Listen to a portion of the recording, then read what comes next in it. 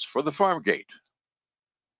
Your friend in Central Illinois, WHOW. Top of the morning. Thanks for being with us. I'm your host today, Seth Lawrence. The WHOW Morning Show streams to Facebook and YouTube, brought to you by Peterson Insurance, your Pekin Insurance agent in Clinton. Tony Kirkman is the executive director of the Piatt County Mental Health Center, my guest on the phone this morning. Tony, how are you, sir? I'm well, Mr. Seth. How are you? I'm good. Now, are you a baseball guy? I know we talk football a lot. Are you a baseball guy? I somewhat. I mean, I don't get too much into it. I'm a fan of the lovable losers up north. So, sure. So the White Sox. Yeah, so right now it's not a great season, but we're at least ahead of the Birds for a couple games, so we'll take it. Sure. I joke that I've got several friends that are White Sox fans, and they're starting to kind of fall into that pit of misery Cubs fans experience for so long, even though they won a championship like 20 years ago. So, anyways, but at any rate, Tony, let's dive into.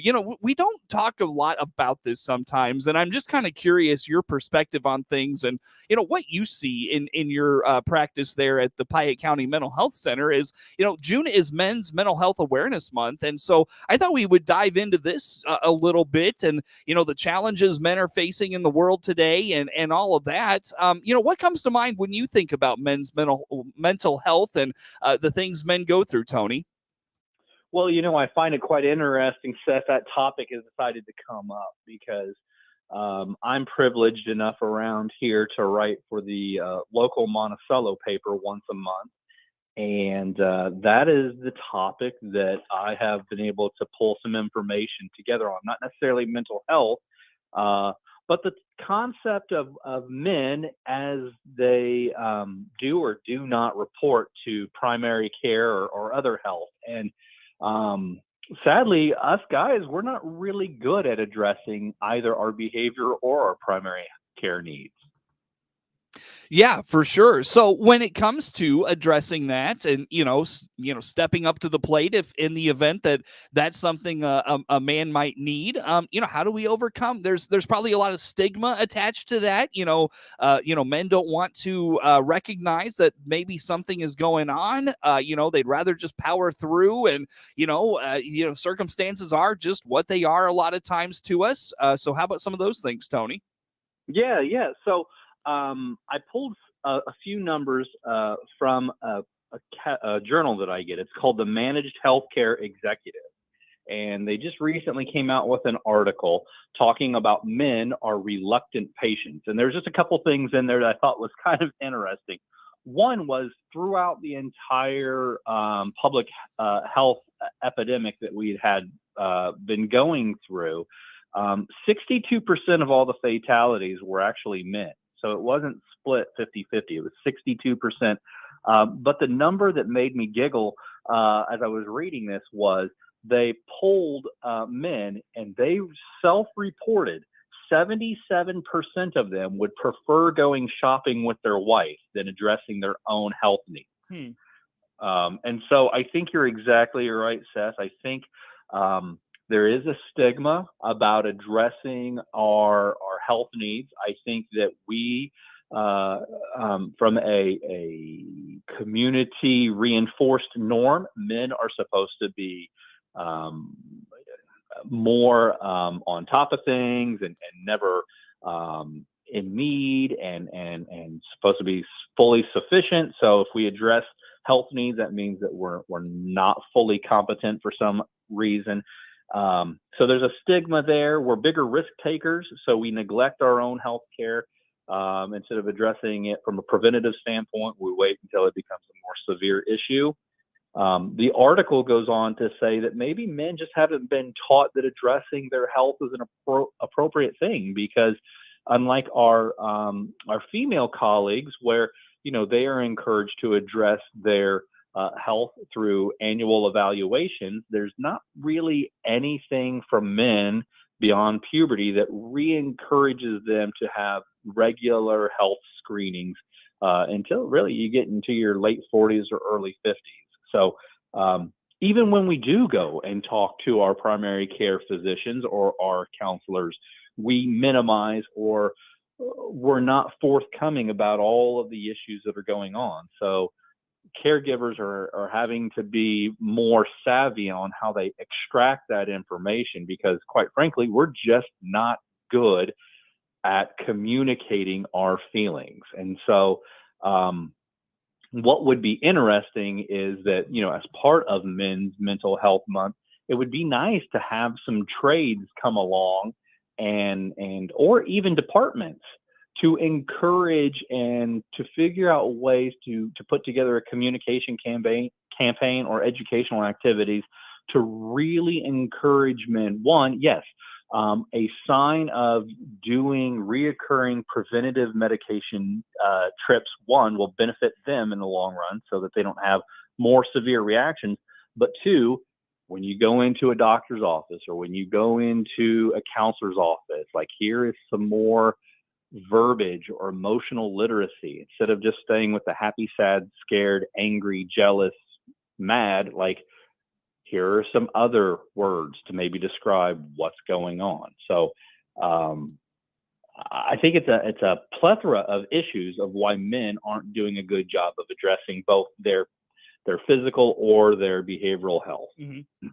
Tony, as you were talking there, a word that came to mind for me was tough. I mean, men are supposed to be, that's kind of the projection of a man is tough and nothing bothers them and, just kind of rolls with the punches. And that isn't always the case. There's a lot of things in life that come along. We live in a world that's, increasingly broken, it feels like. And so, there are challenges that maybe men today are not going through that they once were, 50, 75, 100 plus years ago. So how about that aspect of things, Tony? I mean, what is causing men to fall into, whether it's despair, depression, with, come up with anxiety? What are some of the things we're facing as men today that are causing this, some of these issues? Well, I think there are some of the same issues that are affecting both women and our youth is the introduction of social media. Before, you just had to worry about in your own neighborhood. You would see, like, the fathers and the husbands doing their own thing, and that was your comparative data of, am I doing as good as Bob across the street? Well, now Bob, 5 houses down, is taking his family to Greek vacations. They have a fifth wheel parked out front, and they're ATVing every single week. And you are having to go in on Saturday and work another shift because you've got to figure out how to cover the mortgage. I think this comparativeness of, we are always looking over our shoulder at what our neighbor or what our colleagues are doing and saying, how are we measuring up, instead of really looking at our family and figuring out what those needs are. So I think if I could be vulnerable to all your listeners, I would say I think that we as men are very, I would say, we're not emotionally scared to be vulnerable. I think we're insecure, and we're always looking for approval, even though we don't ask for it. So we're constantly saying, am I a good husband? Am I a good dad? Am I a good provider? Am I a good son?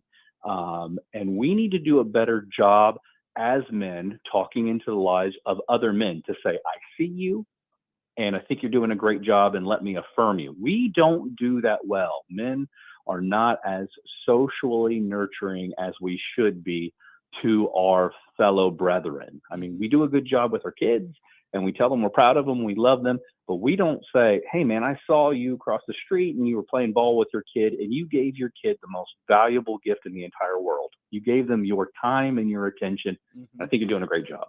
Like, what would that do for you if you heard that from another man? Mm-hmm. Yeah, for sure. Encouragement, right? Yeah. And I think just that competency issue that we've got to worry about if we're doing as good as, like I said, Bill across the street. I think we have stresses and strains. We're trying to get our kids into every single sport we possibly can because, that's, quote, what a good dad does. I think that, we're not very good, like I said, with our emotional literacy. So we don't even know how to express things. And so our capacity is constantly being challenged, and there's only one of us. So we can only figure out how much of other activities gets a portion of our time. Mhm. So yeah, I think, Seth, I think that's the big thing for me is, sense of purpose, community, and just well-being. We seem to think that the purpose to life is to go faster and farther. And I think the purpose of life is to enjoy the now and be aware of the now. Mhm. Because what was that old saying I heard on a TV show that said, when people think about the good old days, do they ever think back when they're right in the middle of them? But those are the good old days. Yeah, I think I've seen that a couple of times. It's like, I wish it's something about it, when you think about the good old days, you wish that you knew you were in them. You know what I mean? Like, Yeah. So, yeah, that's a good point. That's a good point. Tony, how do we increase our emotional literacy and, increase our capacity to express what we're feeling and what we're thinking and all that stuff? Well, I think that as much as I like to live in a stage of denial about my own age, I'm going to pull you into this too, Seth, is that I think the older men need to go first. I think we have a job as to being healthy models to the future generations of leaders. And we need to say, we need to get our stuff together. And we need to be vulnerable, and we need to admit when we don't have answers, because that within itself doesn't make us weak. It is when we know and others around us know that we have issues that we're not addressing and everybody else can see it, that just makes us either ignorant or stupid. I try with the men that I used to do private practice with of putting analogies together that seemed more common sense than let's come in here and talk about our feelings. It was, I use the analogy of a car engine and be like, hey, you know what? When you run an engine, you've got to change out the fluid, and you need to address issues because when it runs, there is a natural wear on it. And if you don't take care of those things, it'll lock up on you and no longer be productive. Mm-hmm. Men seem to be able to, okay, that's fine. All you're doing is coming in here and changing the oil and doing a quick maintenance assessment. Or, if you've never been to a location and I just drop you in the middle of the forest, you would probably want a guide that's been to whatever the drop point is to get you there.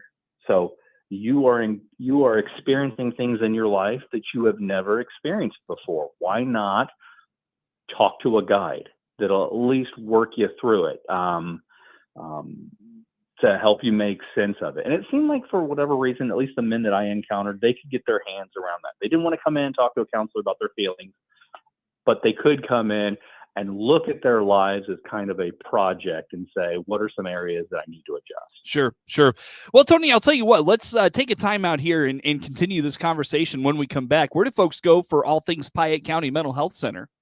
Yeah, give me a call, 217-762-5371. Check us out online, piattmhc.org, or check us out on Facebook. Tony Kirkman, Executive Director of the Piatt County Mental Health Center, my guest on the phone. More to come with Tony on the WHOW Morning Show. WHOW. MR Systems Wireless is your local internet provider for Clinton and surrounding area. They have the products you want and the local service you deserve. MR Systems Wireless Internet service for home or business includes unlimited data, unlimited streaming, and unlimited calling. Plans start at just $48 a month and get a free Roku 4 lease with our media packages. Get the speed you need with MR Systems Wireless. Call them at 935-2100. That's 935-2100 for MR Systems Wireless. Are you a good listener? Has anyone ever accused you of being a problem solver? Do you get a thrill out of having people say yes to you? If so, the Miller Media Group would like to talk to you. Here at the Miller Media Group, we have a ton of fun helping businesses grow, and we could use some more help.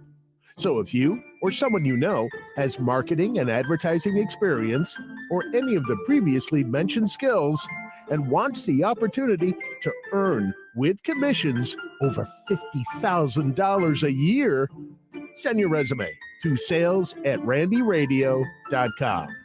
That's sales@randyradio.com. The Miller Media Group is an equal opportunity employer. Get moving again. Warner Hospital provides award-winning orthopedic health to DeWitt County with Gibson Area Hospital Orthopedics. Your orthopedic health is important, and Dr. Brett Keller specializes in joint replacement, robotic total joint replacements, general orthopedic care, and fracture care. Return to an active lifestyle and a higher quality of living with Gibson Area Hospital Orthopedics. Now seeing patients at the Warner Specialty Clinic in Clinton. To book your appointment with Dr. Keller in Clinton, call 217-784-4030.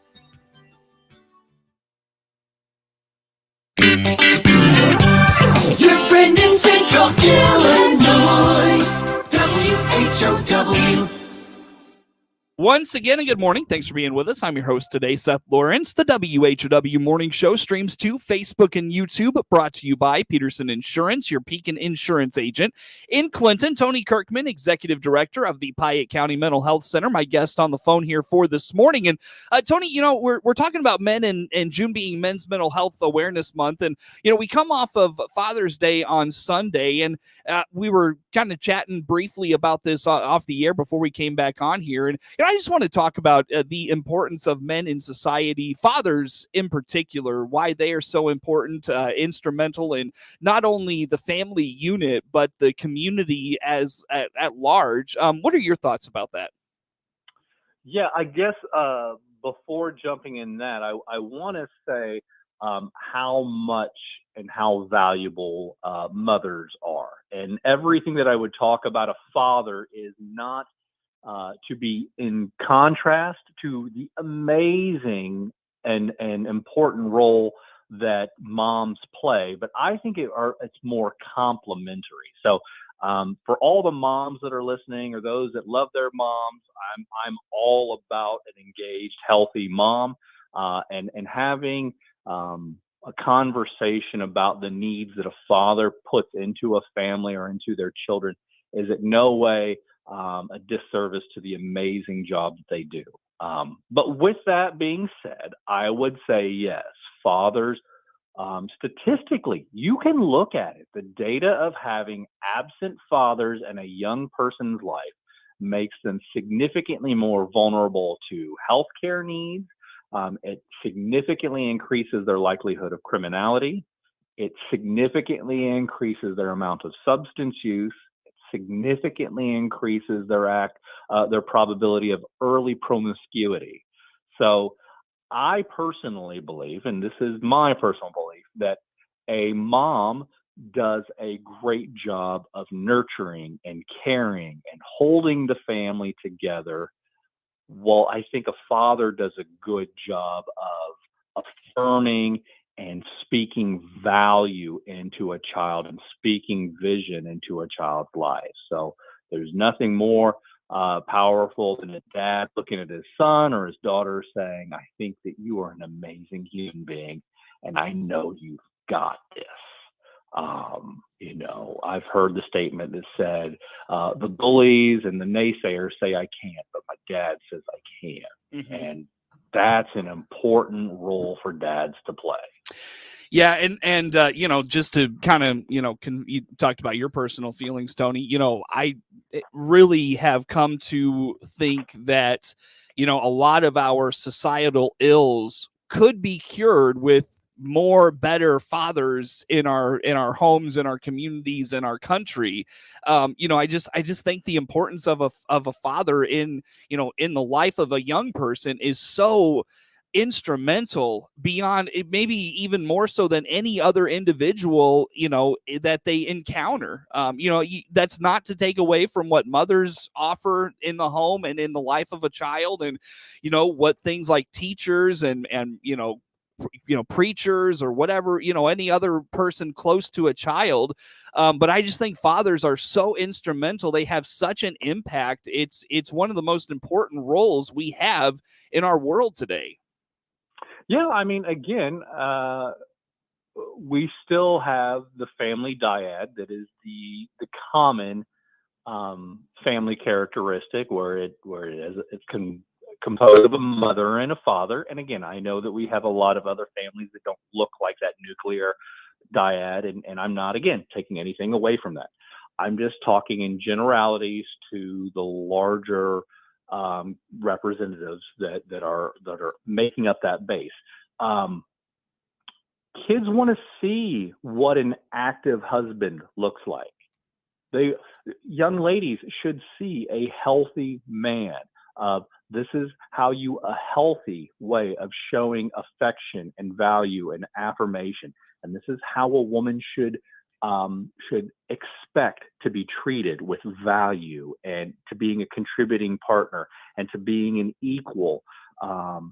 This is what a loving husband does. That's self-sacrificial and is caring and is attentive and is not only physically affectionate but emotionally and verbally affectionate.